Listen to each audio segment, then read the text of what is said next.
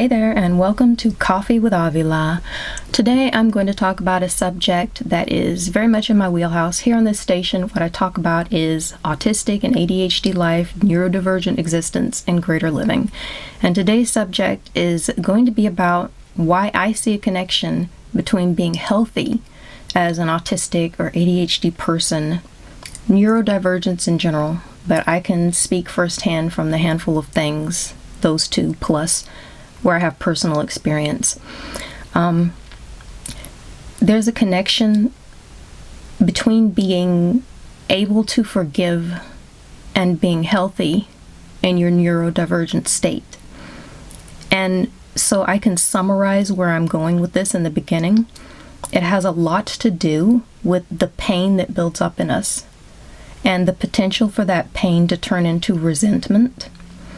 And what we do afterward when we don't know what to do with all of that resentment and the problem that made the pain didn't go away.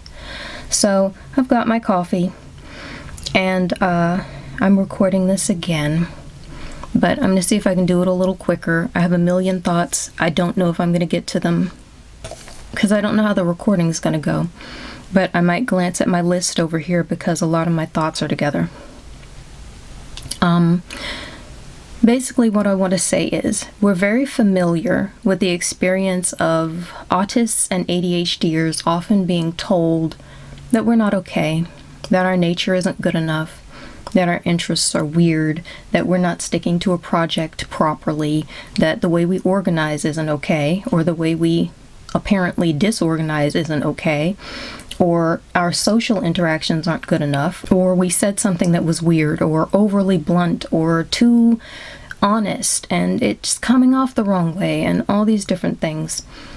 At some point in life, after we hear all of these things, we tend to internalize these things and blame ourselves. I'm starting to see how much this has even affected me, because as I finally got to a place where I didn't blame myself for being neurodivergent, or I didn't tell myself I was broken because I wasn't acting like an NT, I started to get very angry at the abuse I'd been through. And there are different levels of abuse. For some people, it gets to the point where trigger warning. It can be life-threatening in different ways. And for some people, it is going to be the irritating annoyance that makes you curmudgeonly. Maybe you don't like social interactions anymore because even though you need that to fulfill yourself, you've just been through too much. A lot of us experience this. So I want to talk about what happens when you start to realize what happened, when you start to feel the weight of the responsibility for every interaction in your life being put squarely on you and not on other people. Because what I have seen happen a lot is that you develop a sense of righteous indignation, and it leads to a lot of anger. And anger is fine. It's processing. It's what you do with that anger, really. But the emotion, feeling enough love and care for yourself that you can be upset that something that was not right happened, it's kind of right in our wheelhouse as autists. I'm going to take a sip here. Because we are naturally not fans of injustice. We are not fans of social injustice. And at some point, it makes sense that we would be very upset about things happening to us. If that anger turns into resentment, that resentment can go a lot of different places. And the reason why forgiveness is linked with this is because I made a short about this before where I went into a bit of detail. A lot of people dislike it because the subject of forgiveness feels like a weight being put on us and like it's something we're doing for the other person. But it's not about the other person. It's about you being able to heal. Because that lack of forgiveness, that level of resentment, sometimes it forms into hatred. That sits inside of us. It's not bothering them. It's not always bothering them. It might not ever bother them, but it is definitely bothering us. And I have run into some people who cannot let it go, and they want to let it go, but they literally have no idea what to do. And the truth of the matter is, for those of us who believe in the concept of forgiving somebody, it's just literally supposed to be about taking care of yourself so you don't have to live underneath that misery. And I think we have enough weight on us in society without our own feelings growing to a point where, like I said, the righteous indignation, you hit a point of realization, you have righteous indignation, you get angry, resentment. It doesn't need to fester. It's not doing us any good for us to be miserable all of the time because of what some other people have done in our lives. Some of us have been through terrible things. And I want us to know it just doesn't make sense for us to be 100% shouldering the blame, or for the crux of it to kind of fall on us because we're autistic. The entire world, I'll talk about this later, but the entire world seems very aware, although it's a regional thing. In some cultures, autistic behavior is 100% accepted and even encouraged. But across the world where it is problematic for people, hold on, I'm starting to lose my train of thought. The question is always asked, what can an autist do to make the neurotypical person feel more comfortable? And I'm not sure when I've ever run into a situation outside from an individual. I don't think I've run into a situation where culturally people are truly asking, what can a neurotypical individual do to make an autistic or ADHD neurodivergent individual feel more comfortable? There's a flip side. People talk about NTs being befuddled by us. Nobody seems to be having the conversation of how incredibly befuddled we have always been by them. And it goes both ways. So that's kind of a part of it. In order to function in a world where there's an imbalance, we need to be as healthy as we can be. And a lot of the resentment that we're going through, for people who get to this place, the resentment that we're experiencing can be kind of choking. And I know from my personal experience, I just got to a point where my social need just wasn't important to me anymore, because it just hurt so much to always be the problem in the room. And not being able to know that I was neurodivergent, I didn't have the opportunity to build a neurodivergent society. I was a society of one, alone all of the time.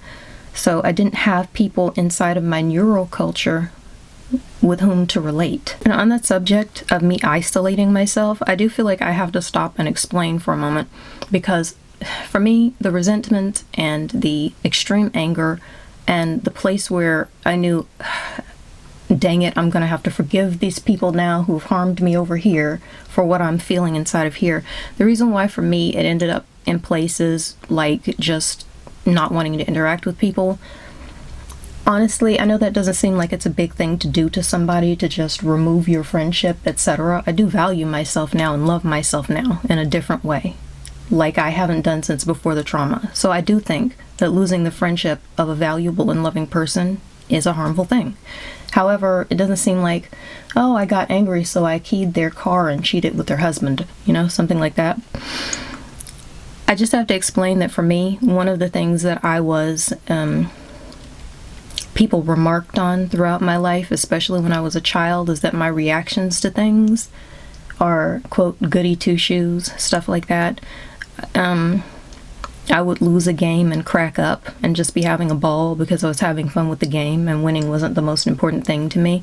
So I was just always sweet and happy and blah, blah, blah. Even when I'm unhappy, I'm just a certain person. I'm a certain personality, and what's inside of my personality is just, it's not to harm someone else.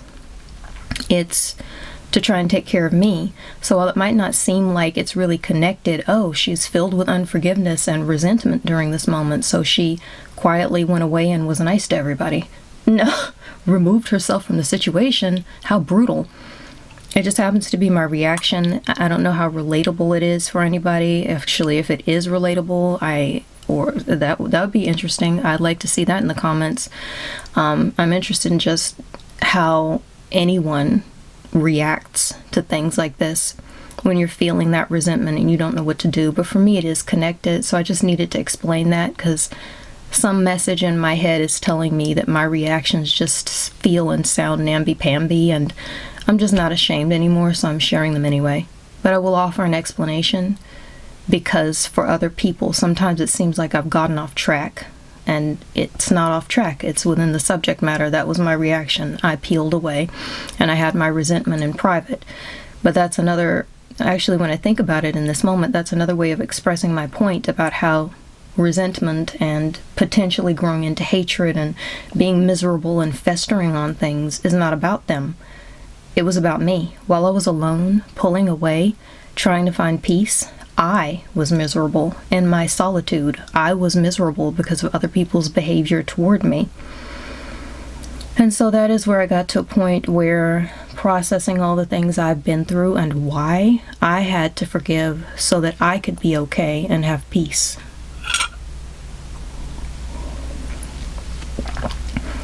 So again, for me, the connection is great. And I guess when I'm talking on the subject of how you do that, I feel like I want to throw in a suggestion on how you even get past it. Because all of my life I begged. I was being told I wasn't forgiven. I wasn't forgiven. No, I was told that too, but that's another subject. I was being told I wasn't forgiving and that I wasn't loving and I wasn't embodying what I was supposed to embody. So I would ask again. I was confused. I didn't forgive. Well, then what is forgiveness?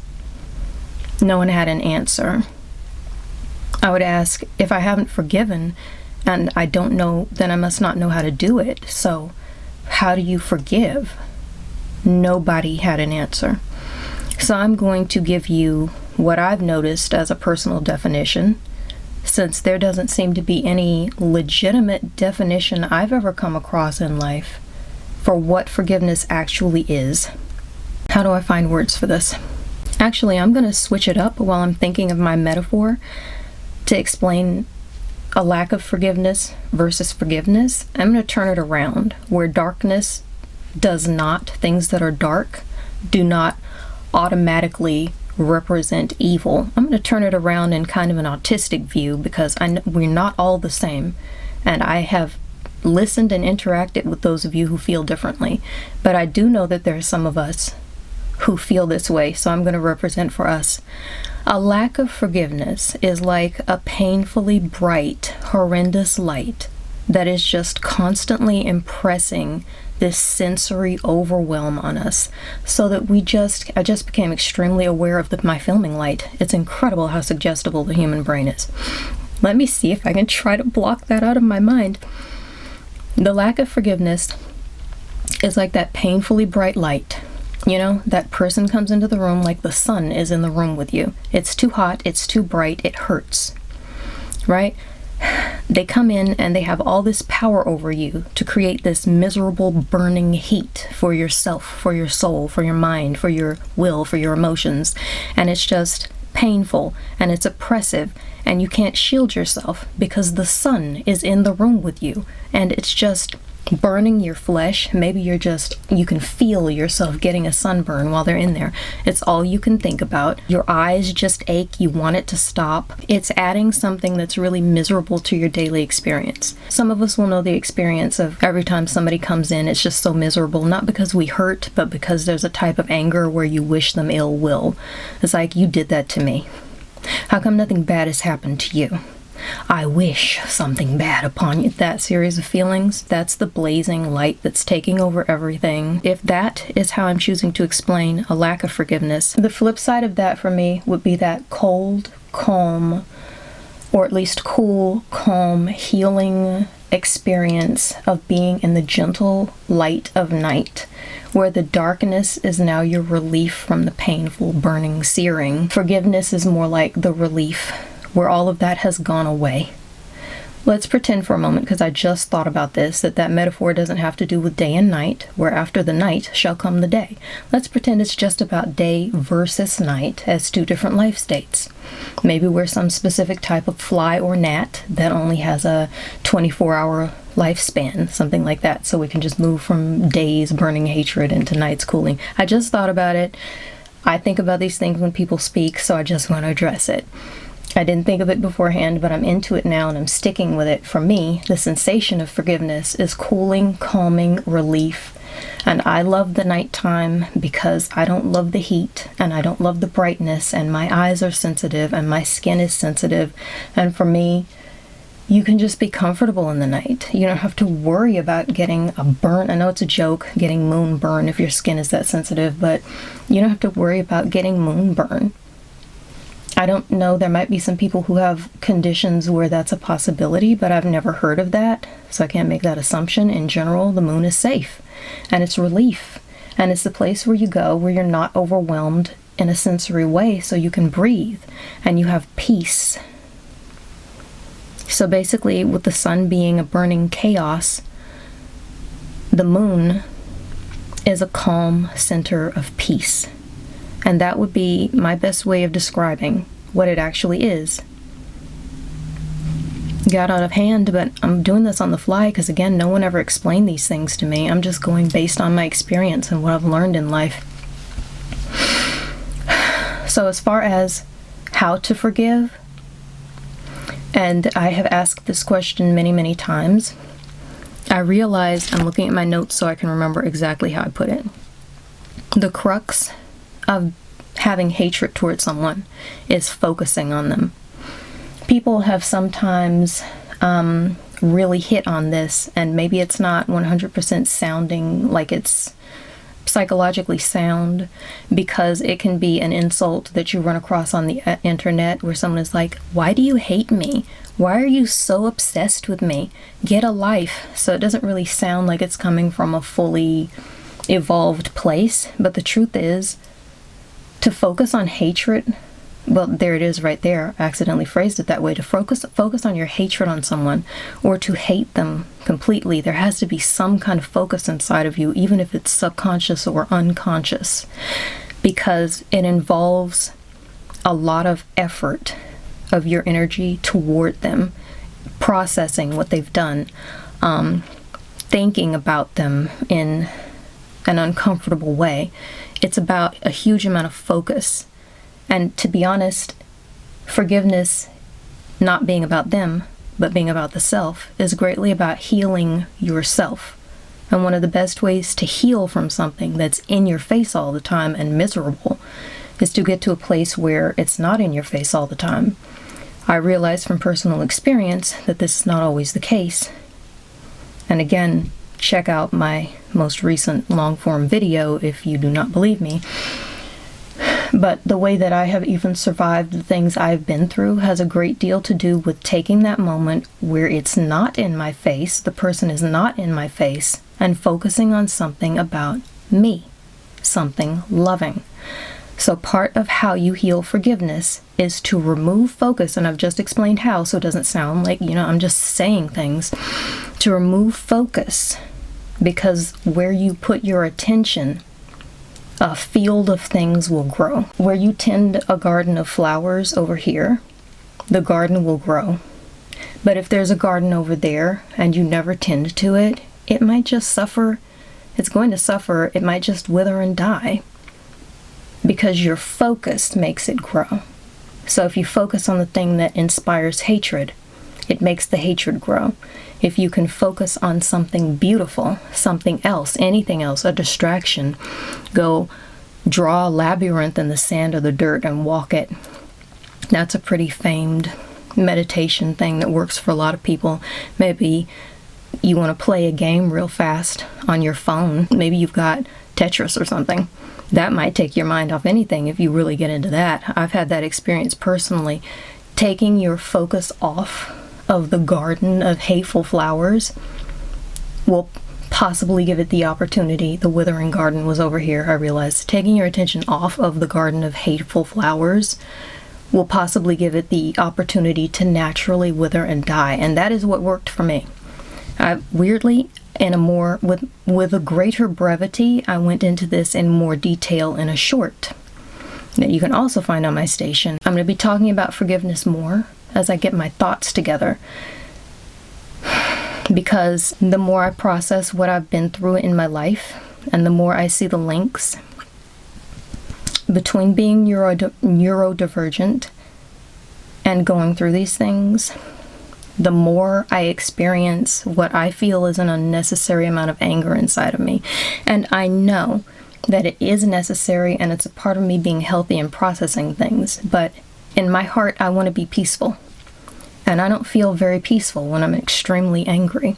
So as much as I no longer blame myself for having feelings that other people don't think are pretty or happy or inspiring to them. But now I'm the star of my own life. And so my feelings have ceased to be about them. They're about me. I recognize them. I value anger as a part of a healthy emotional system. It's just what you do with it.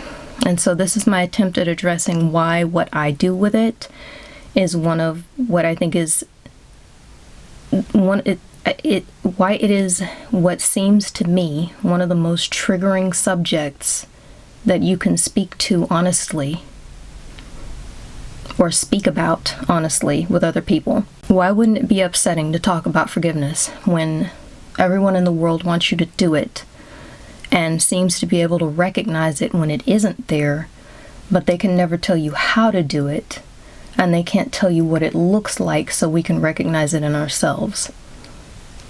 Or importantly, recognize the lack thereof.